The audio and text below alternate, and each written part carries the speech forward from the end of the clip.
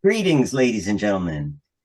We have an awesome show for you today, an exciting topic.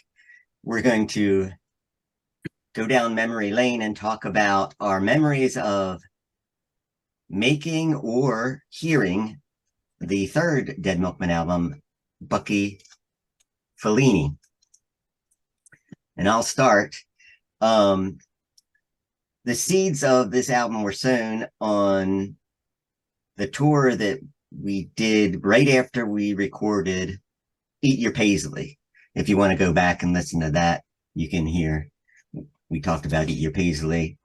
We recorded that in '86 in January. We didn't mix it yet. We went on tour in February. This is the tour that Johnny Thunders played in Wisconsin, and we opened up for him.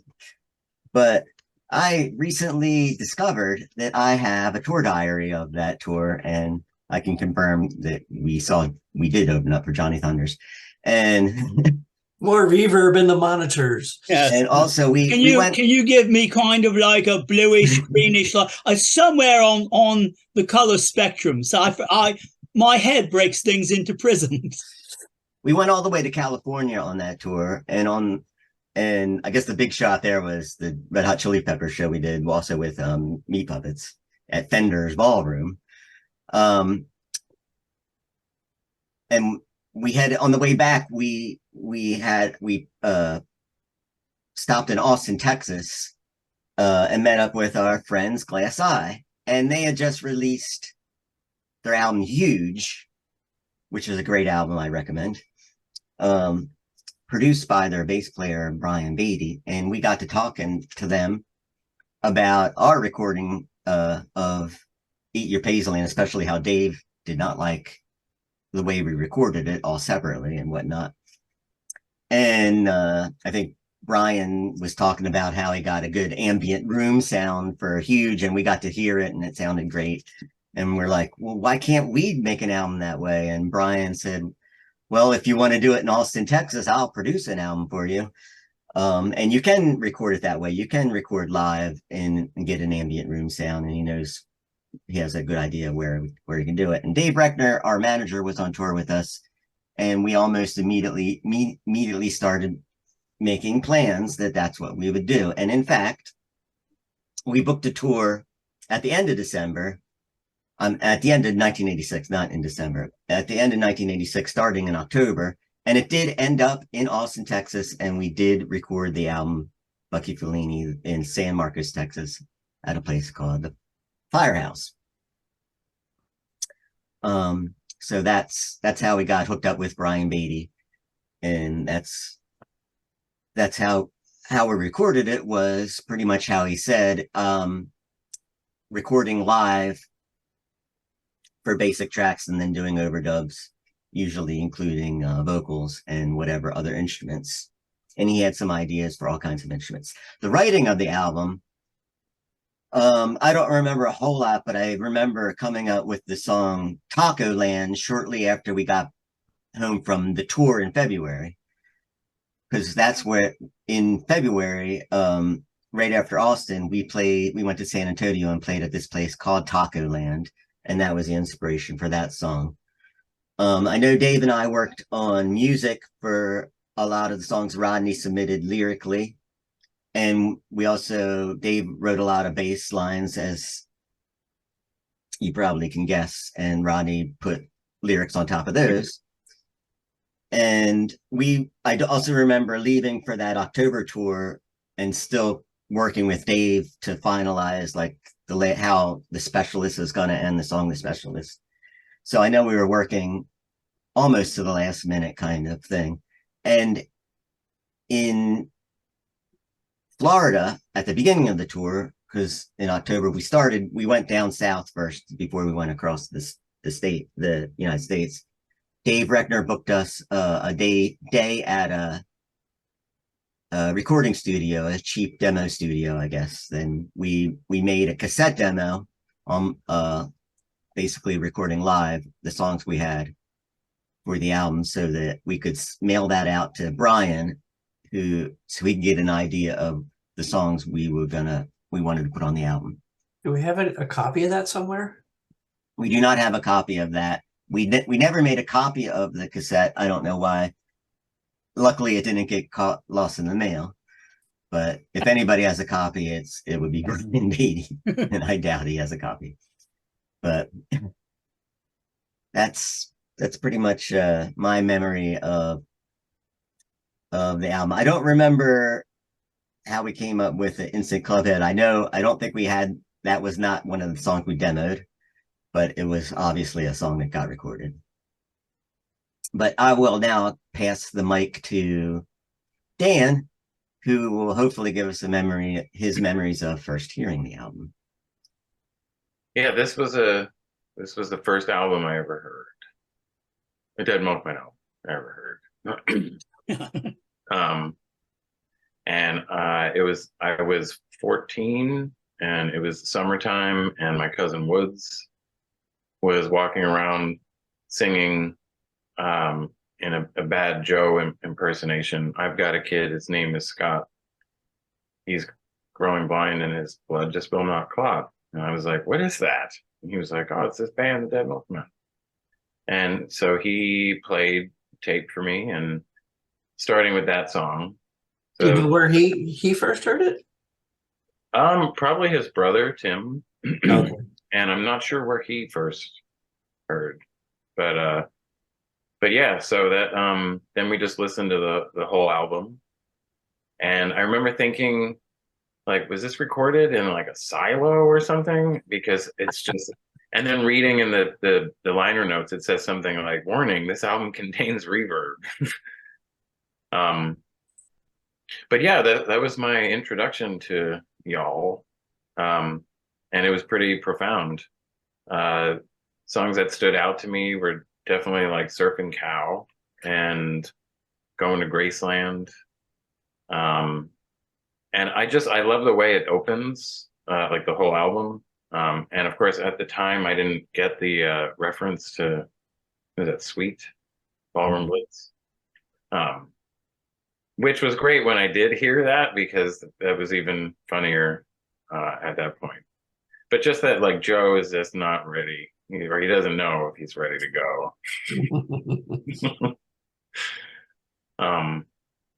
But yeah, this is that was like how I got into you guys. So, and yeah, Instant Club Hit was something that stood out too, because had like different kind of beats and stuff. Which I would love to hear more about that song in the remixes, which I ended up getting a copy of that too, like Boner Beats. Like worst mix beat or mix, yeah. From David Wellman. So yeah, that's my experience hearing it for the first time. Great. So yeah, Joe mentioned recording in San Marcos. Actually, Joe, I believe the name of the studio is Fire Station Studios, and it's actually still around. You're right, Fire Station. It's still open, and I think it's connected to the University of Texas now, part of their music program. It's owned by the university now. There's a photo which we'll post up here of the studio, and in it you can see a white grand piano, which I believe I remember, but I can't remember. Do you guys remember if they claimed it was owned by either Michael Jackson or Aretha Franklin? I can't remember. It seemed to have some like famous musician provenance, but I can't remember exactly who. The other thing wanted to mention, the album has 2 cover songs. One is Rocketship, which was a song by Daniel Johnston. I believe we were, if not the first, one of the very first bands to actually cover his songs. And if I remember correctly, Joe, you said that he wasn't particularly fond of our version of Well, that's what Brian said. And I just was reading through some of the entries in my diary, and it just so happens that one of the bands that played before us at Taco Land covered 2 of Daniel Johnston's songs. Ah. So I don't know if they ever recorded them, but Right. Where there are people who cover Kathy the songs. McCarty's cover of Rocketship is excellent. Provide a link to that as well. And the second cover was Big Time Operator, which we heard by way of the LeRoi brothers, who were a favorite band of Dave's at the time. And it turned out that they were actually covering a song by a guy from the 50s named Dale Houston, who had a sort of regional hit with that song. You mentioned Glass Eye. We actually had all of Glass Eye, sort of version 2 of Glass Eye, actually perform on the record, background vocals. Kathy played some violin. Brian, of course, produced and did some background vocals. We even had our manager, Dave, play Power Saw. And of course, who could remember Lee Wolf on the SK1 sampler? Lee was our roadie at the time on that tour. Actually, I guess we picked him up in California and we brought him back home. Let's see. And then for the cover art, I enlisted Rodney and Joe and Dave to do a section of the cover. And I worked with our friend Chris Coccia to put together the album cover with some like film. Chris was taking photos at the time. He's now a professional comedian, but he was a photographer and he helped provide some of the cover ideas. And we pulled that together with Play-Doh and all kinds of fun stuff. And I was surprised to see on the Wikipedia page for this album that the album peaked at number 163 on the Billboard 200. Yeah. So that's about it. I mean, the other thing, Joe, do you remember, did you and I go back to Austin like a couple weeks later to like finish mixing or something? Or yeah, we drove back after we recorded it, and then there was Christmas and then New Year's, and then we went back to Dave Reckner and I and Dean. Yeah. Do you remember? I wasn't invited. We mixed it at in Austin, Texas, in like this guy's garage studio. Was it in Dodds or something? I can't remember his name. Yeah. It's probably written in here. But the reason I went was because there is still a guitar part that had to be changed or something. Okay. For the song that we didn't even put on the record, it was called Dizzy in the Daylight. Oh, okay. So I went back to do that, and I guess you went back. You went back because the drum mix was probably important. Okay, I don't remember that we actually mixed the whole thing. I thought maybe we had done it with Brian and we were just touching it up or something. Probably. Yeah. Touching it up and yeah. Anyway, that's what I remember. Rodney? Right. I'll give you folks some trivia to start you off with. First of all, Dean mentioned the artwork. My contribution, and people have stumbled upon this over the years, and it makes me happy. Yes, that is in fact a homage to the drawing from Deep Red, or Profondo Rosso for people who are of Italian descent, or like me, Italian by marriage. But the Dario Argento film, the part where the little kid stabs, has the drawing stabbing and the Christmas tree in the background. If you've never seen the film, you should. So people have stumbled upon the movie later and they're like, wait, that reminds me of something. So that always makes me happy. If you look on Amazon.com, Surfing Cow, the title is listed as Surfing Ow. It's Surfing OOW, which makes me happy. I guess it's the BDSM mix. I don't know. Caustic song 666 on the crucifix is the rhythm from You'll Dance to Anything. A lot of people don't know that. Yeah, now you know. Look, Joe just lit up. I was like, oh, that makes sense. Okay, so for me, I've always liked to think that sometimes it makes me warm when I go to bed at night to think this. I like to think there's an alternate reality somewhere where we stayed in Philadelphia. We didn't go to Austin, and we made several completely different kind of records, probably not as big as these, but I think much more punk rock. And I think that would have been an interesting thing. We probably would have never, you people probably wouldn't be watching this. You might not know who we are, but I always think it would have been quite interesting just to stay in Philly. I draw a lot of my inspiration from Philly. I'm a Philly boy. So yeah, I really, instead of covering Daniel Johnston, we might have covered Mikey Wild. And you would never see Kurt Cobain in a Mikey Wild t-shirt. It wouldn't happen. We did ask Brian to come to Philly, but he wouldn't. Yeah. Yeah. So we had to go to him. Yeah. But I would have much rather stayed in Philadelphia. I like Philadelphia a lot better, and I think it would have been an interesting series of records had we stayed. So let me think. I really don't have a whole lot to add other than that. How did we come up with the instant club hit? Was that just in the studio? Does anybody remember, or did we plan it ahead of time? I sat down with as became the vibe in Austin. I said, "Oh, here's a drum machine," and I started playing with it, and someone immediately took it away from me and started passing it around, giving it to others so that others could play with it. So I got to do the lyrics. The lyrics actually came from the fact I think it was in Amarillo, Texas, or something, a few nights before, or a week or sometime before we went there, maybe in the last tour. And I went to a goth club because I liked those. And this was kind of when goth wasn't particularly great. The dance clubs weren't having, it was before that second revival. And there was a guy there just smoking a cigarette. You could smoke in clubs back then, and just being the snarkiest bastard on the planet. And he would smoke and he would say things like, "Oh, baby, look at you. Don't you look like Susie Sue?" And I thought, wow, this guy should be the subject of a song. So. Oh, you know what? I have a question. What is the little instrumental bit tagged at the very end of the album? Oh, the unlisted track. Yeah. It was probably something we were doing. We were warming up, and Brian had the tape going, and Like just totally improvised, or was it like because we would do these things where he'd say,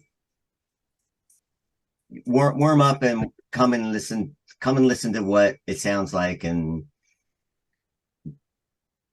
because we were trying to get things to sound the way we wanted them to sound on the tape. I don't know. We did that a lot. Yeah, I mean, was that something that was like part of a song you were working on, or was that just improvised? Improvised.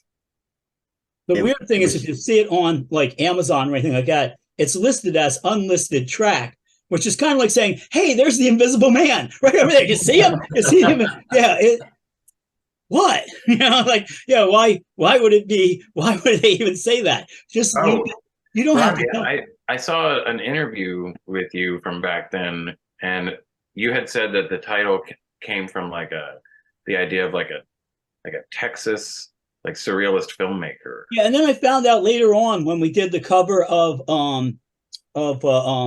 Lydia, the tattooed lady, when they mentioned Mendel Picasso. It's actually the same sort of thing, like a Bucky Fellini as a Mendel Picasso. It would be like the third cousin, like the cheaper one. Okay, how about some recommendations? Sure. I recommend that you listen to the album Bucky Fellini if you haven't listened to it in a while. You might like it more than you expect. You might.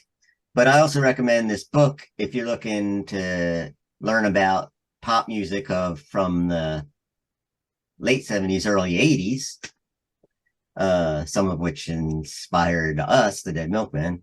It's by Simon Reynolds, and it's called Rip It Up and Start Again, Post-Punk 1978 to 1984. It's a fascinating history from a UK vantage, but it has a lot of American bands in it too, from what we call new wave punk rock era. It's a good book. I have it too. Okay. I recommend Duplicate Ad Lib. Picked it up in a Goodwill store, and Amy and I played it, and it's actually a lot of fun. It's kind of like Scrabble, but you get these letters and you have to form words, and like we couldn't, it didn't come with the hourglass, so we just set a timer for 2 minutes. And you make a like crossword puzzle with the letters the way they're facing, which I found out a little late, because I was just like looking at all the, oh, maybe make this word. And then when you're done, you like write it down, and then you mix up the letters, keeping them the same face up, and you pass it to the opponent, and then they pass theirs to you, and so you have the same letters to work with, and it's like see who gets a higher score. And it's from 1975. Richard Nixon's playing it out on San Clemente, like, oh, I don't have a job anymore, Henry. So yeah. Is that it, Dan? That's a good one. I'm going to recommend a series. It's a currently ongoing series of videos from Adam Savage showing him and his team building a scale spaceship filming model for an upcoming game release. Right now, there's only 2 videos in the series out, but it's going to be over the next month or so. The first one, he outlines the project. They're going to build like a scale model of a spaceship. They have to 3D print all the parts, and they have to figure out how they go together and paint them and all this kind of stuff. And then when it's all done, apparently they're actually going to go to a film studio and do like a motion film shot of this thing that the game company is going to use for like the trailer of the game that's coming out. So if you're into like model making and stuff, this is really kind of cool and for you. So I recommend you check it out. Who has 2 deformed thumbs and loves model making? This guy. Yeah, Dean, did you see the one where Adam Savage made the model of the hedge maze from The Shining? Yes. Oh my God, it's absolutely amazing. People, if you get a chance, watch that one because they had like Kubrick on tour, and the model for the hedge was extremely wrong. And Adam Savage looked at it like, this ain't right, and decided to make his own, which I think is really cool. All right, going to begin. If you've already heard Bucky Fellini, you might have. I'm going to suggest why not give a listen to the new Bellhead album. It's called Good Intentions. Now, at this point, a lot of you are probably going, oh, gloomy, gothy synth stuff. No, actually, this is a band that has 2 bass players. Or as they like to say, 2 bass players, a drum machine, no guitar, no bullshit. That's their actual motto. The new album, Good Intentions, is great. I heavily recommend the song Into the Deep. The groove on this is freaking awesome. And it's very, if you like rock and roll, you will definitely love it. In fact, even if you don't like rock and roll, you'll love it. You'll just love it. It's a really good record, really good, solid bit of work. Up next, I'm going to recommend a video, which is on a channel I watch frequently about Jack the Ripper. Just a hobby. And but they also cover a lot of weird Victorian stuff. And this is the video from last week. It's called Sucking the Monkey, a very dangerous Victorian pastime. Sucking the monkey involved surreptitiously getting a hold of alcohol. But the great thing is, as we mentioned on this show before, both my wife and my mother will laugh at anything even remotely dirty. And my wife laughed for a good 10 minutes just every time the guy would say, sucking the monkey. So yeah, if you learn about sucking the monkey, I'm surprised Bellhead didn't write a song called Sucking the Monkey. And then the last thing I want to recommend is a movie. Just saw it last night. Some people say it's from 2023. Others say it's from 2022. We get a lot of this, I guess, because of the Greenwich Meridian. I don't know. The movie is called Enys Men, which is ENYSMEN. Some of you are saying, wait a minute, Rodney, isn't that Rocky Island in Cornish? Yes, it is. It takes place in Cornwall. It's a very 70s looking film. It supposedly takes place in 1973, and they made it look like 1973, much the way Ty West can do those cool sort of things. It's what I would call hauntology, which is using old technology to make you feel uncomfortable. So I really, really like it. I recommend. It's the Cornwall Board of Tourism isn't going to recommend this film, but also look into that. And also Cornish horror stories are also good too. I recommend them. But Enys Men is a very, very strange film. I know a lot of people who like jump scare sort of horror may not enjoy it, but please give it a watch. It's fascinating.